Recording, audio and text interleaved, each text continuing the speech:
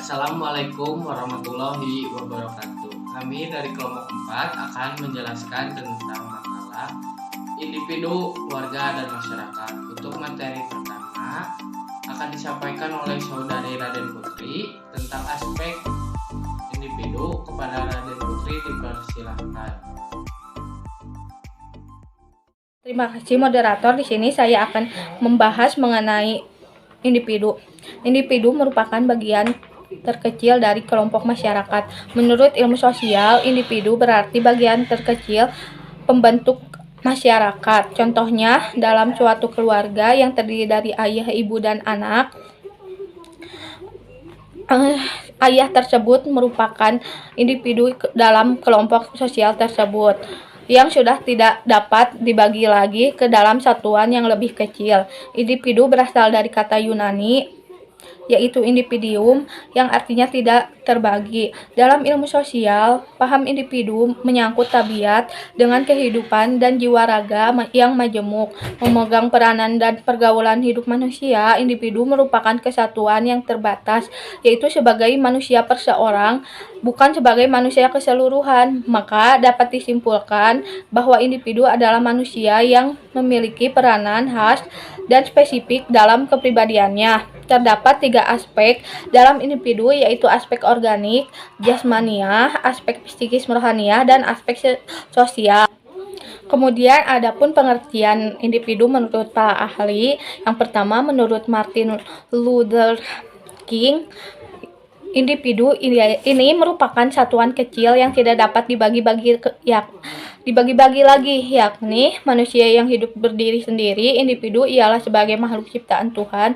Di dalam dirinya itu selalu dilengkapi oleh kelengkapan hidup yang meliputi raga, rasa, rasio, rukun.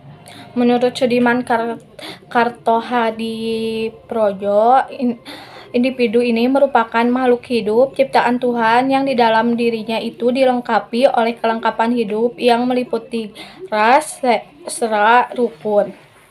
Individu merupakan unit terkecil pembentuk masyarakat. Menurut Abdul Shani, kata individu ini berasal dari bahasa Yunani, yaitu individuum, yang memiliki arti satuan terkecil yang tidak dapat dibagi-bagi lagi.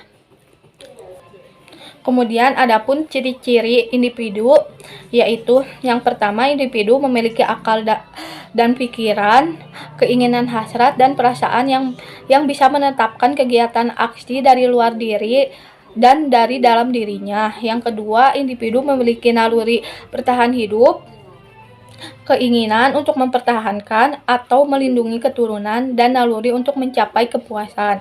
Yang ketiga, individu memiliki jasmani yang bisa untuk membedakan satu dengan individu yang lain.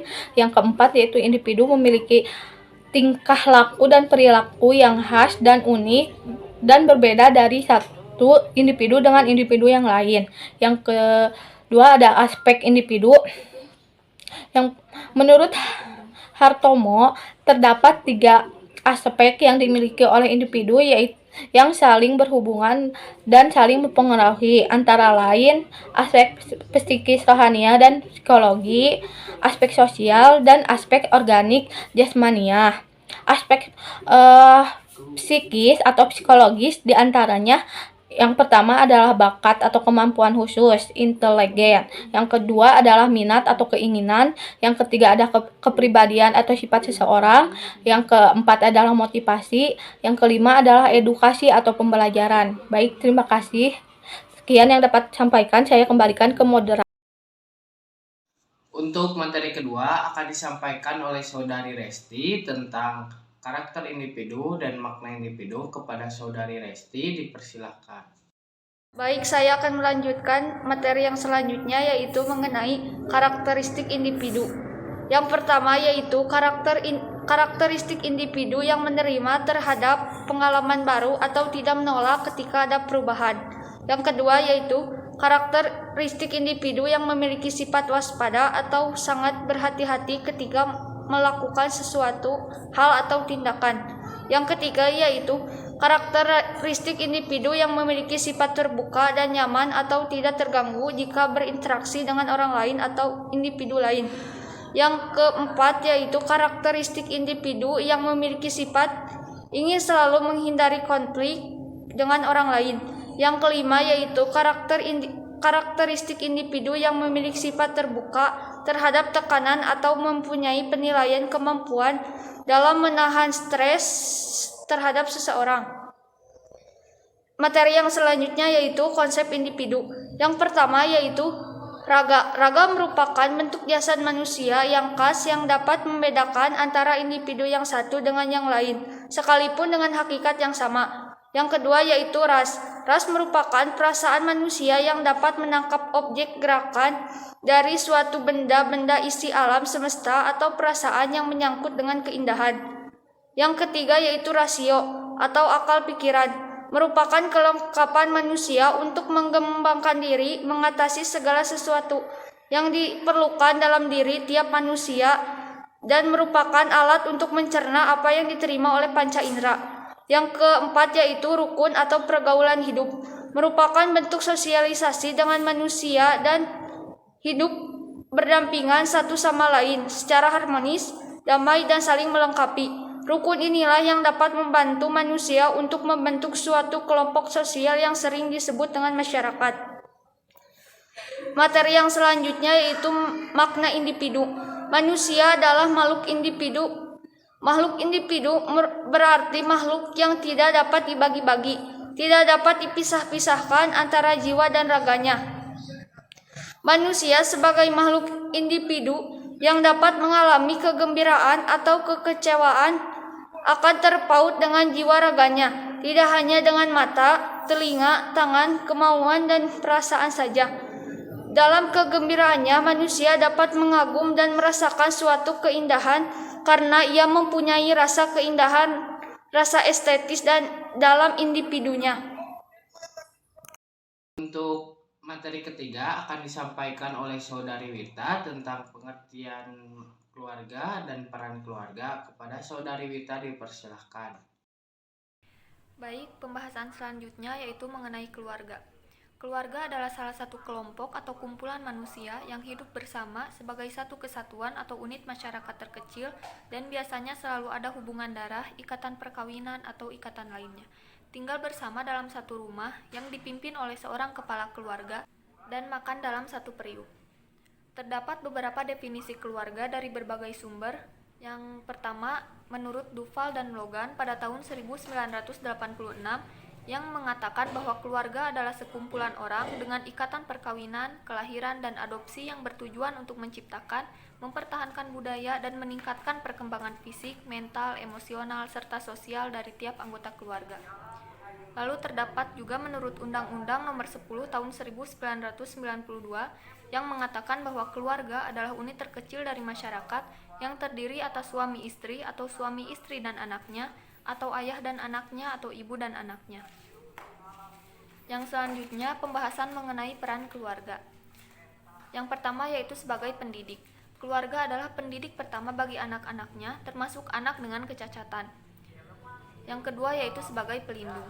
Keluarga melindungi dari perlakuan dan situasi yang dapat mengancam keselamatan maupun menimbulkan penderitaan. Yang ketiga yaitu sebagai pemotivasi atau motivator. Anak yang mempunyai masalah memerlukan dorongan dan dukungan dari keluarga. Oleh karenanya, keluarga harus mampu memberikan motivasi agar anak memiliki semangat yang baik untuk berkembang dan menjadi lebih sejahtera. Selanjutnya, sebagai pelayan. Dengan kecacatan pada anak memiliki banyak keterbatasan dan kelemahan. Oleh karenanya, keluarga harus memberikan pelayanan yang baik pada anak. Pelayanan tersebut berkaitan dengan upaya memenuhi kebutuhan anak, baik bersifat fisik, psikis, maupun sosial. Yang terakhir, sebagai teman tempat curahan hati. Keluarga diharapkan menjadi tempat yang nyaman bagi anak, termasuk anak dengan kecacatan dalam mencurahkan perasaan hatinya atau mengatasi masalahnya tersebut. Sekian pembahasan mengenai pengertian dan peran keluarga. Selanjutnya saya kembalikan kepada moderator. Materi keempat akan disampaikan oleh Saudari Tiara tentang fungsi keluarga dan makna keluarga. Kepada Saudari Tiara dipersilahkan. Saya akan melanjutkan materi selanjutnya yaitu tentang fungsi keluarga. Dalam kehidupan sehari-hari, keluarga berfungsi sebagai pelindung dan pencipta rasa aman, nyaman dalam kehidupan atau dalam satu rumah. Keluarga juga memiliki fungsi untuk memenuhi berbagai macam kebutuhan seperti biologis, ekonomi, sosialisasi, pendidikan, dan masih banyak lagi. Mengapa? Karena keluarga adalah salah satu dasar terbentuknya kehidupan sosial bermasyarakat. Macam-macam fungsi keluarga. Ada fungsi secara biologis, fungsi secara psikologis, fungsi sosialisasi, fungsi secara ekonomi, dan fungsi secara pendidikan. Yang dimaksud dengan fungsi secara biologis yaitu untuk meneruskan keturunan, memelihara dan membesarkan anak, merawat dan membesarkan anak dan anggota keluarga. Yang dimaksud dengan fungsi secara psikologis yaitu memberikan rasa aman dan nyaman kepada anggota keluarga, memberikan perhatian untuk anggota keluarga, membina kepribadian, dan memberikan identitas keluarga. Fungsi sosialisasi yaitu mengajarkan sosialisasi kepada anak, membentuk norma-norma yang baik kepada anak, dan meneruskan dengan nilai budaya. Fungsi secara ekonomi yaitu mencari sumber-sumber penghasilan untuk keluarga, pengaturan penggunaan penghasilan untuk memenuhi kebutuhan keluarga, dan menabung untuk memenuhi kebutuhan anak di masa depan sebagai jaminan hari tua. Yang terakhir yaitu fungsi secara pendidikan, menyekolahkan anak untuk memberikan pengetahuan dan keterampilan, membentuk anak sesuai dengan minat dan bakat yang dimilikinya, mempersiapkan anak untuk kehidupan yang akan datang, dan mempersiapkan anak untuk memenuhi perannya sebagai orang dewasa, dan mendidik anak sesuai dengan tingkat perkembangannya. Adapun makna keluarga. Keluarga merupakan kelompok primer yang paling penting di dalam masyarakat karena keluarga merupakan sebuah grup yang terbentuk dari perhubungan laki-laki dan wanita yang terdiri dari ayah, ibu, dan anak serta beberapa orang lain yang masih terikat dalam hubungan darah dan saling ketergantungan atau membutuhkan satu sama lain. Di sini kita sebutkan 5 macam sifat terpentingnya yaitu hubungan suami istri, bentuk perkawinan di mana suami istri itu diadakan dan dipelihara, susunan nama-nama dan istilah-istilah termasuk cara menghitung keturunan, milik atau harga benda dan keluarga, dan umumnya keluarga itu tempat bersama atau rumah bersama. Untuk materi kelima akan disampaikan oleh saudari Sania tentang pengertian masyarakat dan ciri-ciri masyarakat. Kepada saudari Sania dipersilahkan. Baik, materi selanjutnya yaitu masyarakat. Masyarakat adalah sekelompok orang yang membentuk sebuah sistem semi tertutup atau semi terbuka, di mana sebagian besar interaksi adalah antara individu-individu yang berada dalam kelompok tersebut. Kata masyarakat sendiri berakar dari kata dalam bahasa Arab yaitu musyarak. Masyarakat adalah suatu jaringan hubungan-hubungan antar entitas. Masyarakat juga sebuah komunitas yang interdependen atau saling tergantung satu sama lain. Masyarakat merupakan sebuah gabungan dari beberapa individu, juga panggilan lain dari penduduk di mana setiap individu bertempat di suatu daerah yang saling membantu dan bergotong royong. Adapun ciri-ciri masyarakat. 1. Hidup berkelompok. Sebagai makhluk sosial, manusia tidak mampu hidup sendiri. Ketidakmampuan itu mendorong manusia untuk hidup berkelompok, sebab manusia senantiasa membutuhkan bantuan orang lain. Hal tersebut mengantarkan masing-masing individu hidup bermasyarakat. 2. Melahirkan kebudayaan. Ketika manusia membentuk kelompok, mereka selalu berusaha mencari jalan untuk memenuhi kebutuhan hidupnya. Manusia akan berupaya menyatukan pikiran dan pengalaman bersama agar terbentuk suatu rumusan yang dapat menjadi pedoman tingkah laku mereka, yakni kebudayaan. Dan kebudayaan tersebut dipelihara dan diwariskan ke generasi-generasi berikutnya. 3. Mengalami perubahan. Beragam latar belakang yang menyatukan tiap-tiap individu menjadi suatu masyarakat membuat manusia mengalami perubahan. Perubahan ini dianggap sebagai upaya masyarakat menyesuaikan diri dengan keadaan zaman. Sebagai contoh, masyarakat beralih menggunakan surat elektronik untuk mengganti surat kertas ketika menerima pengaruh perkembangan teknologi. 4. Berinteraksi. Interaksi adalah hal yang mendasar dari terbentuknya masyarakat. Interaksi ditempuh untuk mencapai keinginan, baik pribadi maupun kolektif. Untuk materi ke-6 akan disampaikan oleh saudara Denis tentang unsur masyarakat dan golongan masyarakat. Kepada saudara Denis dipersilahkan. Unsur-unsur masyarakat. 1. Beranggotakan paling sedikit 2 orang. Yang kedua, seluruh anggota sadar sebagai satu kesatuan. Yang ketiga, berhubungan dalam waktu yang cukup lama. Yang keempat, menjadi sistem hidup bersama yang memunculkan munculnya kebudayaan dan keterkaitan satu sama lain sebagai anggota masyarakat. Syarat fungsi masyarakat. A. Fungsi adaptasi menyangkut hubungan antara masyarakat sebagai sistem sosial dengan subsistem organisme, perilaku, dan dunia fisik organisme. Hal ini menyangkut penyesuaian terhadap kondisi lingkungan hidupnya. B. Fungsi integrasi mencakup jaminan terhadap koordinasi yang diperlukan antara sistem sosial, khususnya yang berkaitan pada organisasi dan berperannya keseluruhan sistem. C. Fungsi mempertahankan. Pola ini berkaitan dengan hubungan antar masyarakat sebagai sistem sosial dengan sistem kebudayaan. Hal itu berarti mempertahankan prinsip-prinsip tertinggi dari masyarakat karena diorientasikan pada realita yang terakhir. D. Fungsi pencapaian tujuan menyangkut hubungan antara masyarakat sebagai sistem subsistem aksi kepribadian. Fungsi ini menyangkut penentuan tujuan-tujuan yang sangat penting bagi masyarakat untuk mencapai tujuan tersebut. D. Golongan-golongan masyarakat. Masyarakat terbagi menjadi dua golongan, yaitu masyarakat sederhana dan masyarakat maju. Yang pertama, masyarakat sederhana. Dalam lingkungan masyarakat sederhana, pola pembagian kerja cenderung dibedakan menjadi jenis kelamin. Pembagian kerja berdasarkan jenis kelamin nampaknya berpangkal tolak dari latar belakang adanya kelemahan dan kemampuan fisik antara seseorang wanita dan pria dalam menghadapi tantangan-tantangan alam yang buas. Yang kedua, masyarakat maju.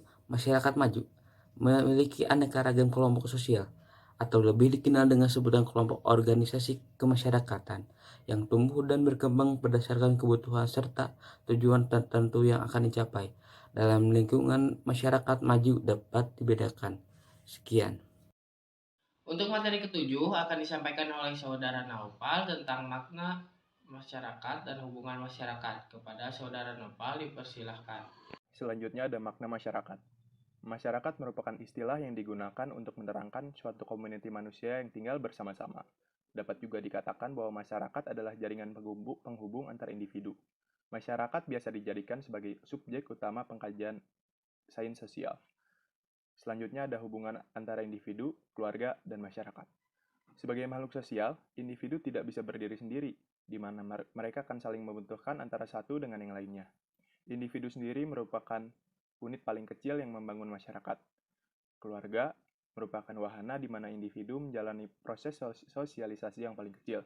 Sebagai bagian yang tak terpisahkan, keluarga mempunyai korelasi fungsional dengan masyarakat.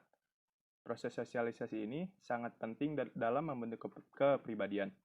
Oleh karena itu, dalam proses pengembangan individu, hendaknya diarahkan sesuai dengan struktur masyarakat yang ada, sehingga individu menjadi bagian dalam masyarakat yang diharapkan kelak akan memiliki peran yang baik. Jadi, hubungan antara individu, keluarga, dan masyarakat saling terikat dan tidak bisa dipisahkan dari sebuah kehidupan. Karena sebagai individu tidak bisa hidup sendiri tanpa adanya bantuan dari individu lain. Dan dari keluarga pula lah diajarkan norma-norma luhur dalam kehidupan. Sedangkan masyarakat adalah gabungan dari individu dan keluarga yang bertempat pada suatu daerah dan saling terikat. Untuk kesimpulan dari materi-materi berikut adalah setiap individu, keluarga, dan masyarakat memiliki hubungan yang saling berkaitan satu dengan yang lainnya. Hubungan yang dilandasi oleh nilai, norma, dan aturan-aturan di antara komponen-komponen. Individu tidak akan jelas identitas tanpa adanya suatu keluarga dan masyarakat yang menjadi latar belakang keberadaannya. Begitupun sebaliknya, individu berusaha mengambil jarak dan memproses dirinya untuk membentuk perilaku yang selaras dengan keadaan dan kebiasaan yang sesuai dengan perilaku yang telah ada pada dirinya. Dan barulah dikatakan sebagai individu jika individu bisa membaur dengan lingkungan sosialnya, yaitu masyarakat. Jadi, hubungan antara individu, keluarga, dan masyarakat saling terikat dan tidak bisa dipisahkan dari sebuah kehidupan di dunia ini. Karena sebagai individu, tidak bisa hidup sendiri tanpa adanya bantuan dari individu lain. Keluarga juga merupakan gabungan dari beberapa individu, di mana dari keluarga lah kehidupan sosial bermula dan dari keluarga pula diajarkan norma-norma leluhur dalam kehidupan. Masyarakat juga merupakan gabungan yang terdiri dari individu dan keluarga yang bertempat pada suatu daerah yang saling terikat. Dan untuk saran, dalam individu, keluarga, dan masyarakat haruslah saling melengkapi, tolong-menolong, dan kebajikan agar terciptanya sikap kekeluargaan dan kasih sayang terhadap sesama manusia. Terima kasih. Sekian dari kelompok 4. Mohon maaf apabila ada kekurangan. Assalamualaikum warahmatullahi wabarakatuh.